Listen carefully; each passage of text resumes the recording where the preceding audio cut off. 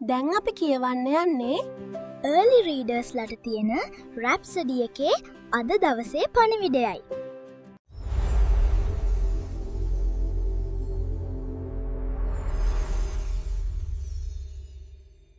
අද 12 වන ඉරිදා. සෑම දිනකම වඩා ශක්තිමත්. අද බයිබල් පාඨය තමයි 2 තිමෝති 2:1. එබැවින් මාගේ දරුව ක්‍රිස්තුස් යේසුස් වහන්සේ තුල තිබෙන කරුණාවෙන් ශක්තිමත් වෙන්න. දෙවියන් වහන්සේට අවශ්‍ය වන්නේ ඔබ සෑම දිනකම ශක්තිමත්ව ප්‍රීතියෙන් සෞඛ්‍ය සම්පන්නව සහ සාර්ථකව ජීවත් වීමයි. ධර්මිෂ්ඨයන්ගේ මාර්ගය මධ්‍යාහන දක්වා වඩා දීප්තිමත් වැබලෙන අලුයම් ආලෝකය හා සමාන බව බයිබලයේ පවසයි.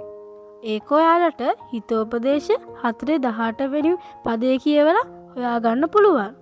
එයින් අදහස් කරන්නේ ඔබේ ජීවිතය දීර්ඝවෙන් සහ ජයග්‍රහණ වලින් පිරී ඇති නිරන්තරයෙන් වඩා යහපත් වීමට සැලසුම් කර ඇති එකක් බවයි.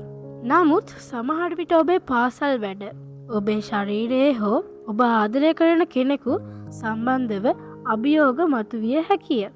එය සිදුවන විට දුක්වීම හෝ කනස්සුල වීම නොකරන්න. ඒ වෙනුවට දෙවියන් වහන්සේගේ අනුග්‍රහයෙන් ශක්තිමත් වන්න. එයින් අදහස් කරන්නේ දෙවියන් වහන්සේගේ වචනය කෙරෙහි ඔබේ අවධානය යොමු කර උන්වහන්සේ ඔබ ගැන පැවසූ දේ විශ්වාස කිරීමයි.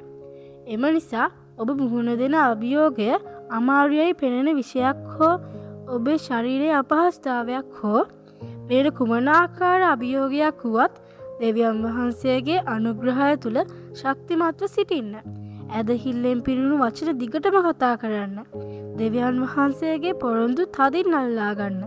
ඊතා ඉක්මනින් ඔබට අපූර්ව සාක්ෂියක් තිබෙනු ඇත. හලෙලුයා.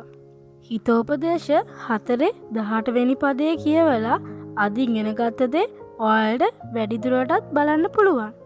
අපි දැන් ඇදහිල්ලේ ප්‍රකාශනය කරමු. මම කිව්වට පස්සේ ඔයාලා කියන්න.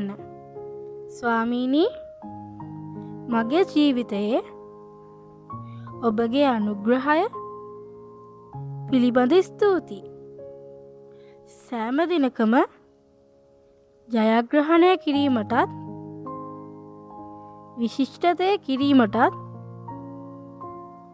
ශුද්ධාත්මයන්න් විසින් මාව බලයෙන් සහ හැකියාවෙන් ශක්තිමත් කරනු ලබයි. හලෙලූයා.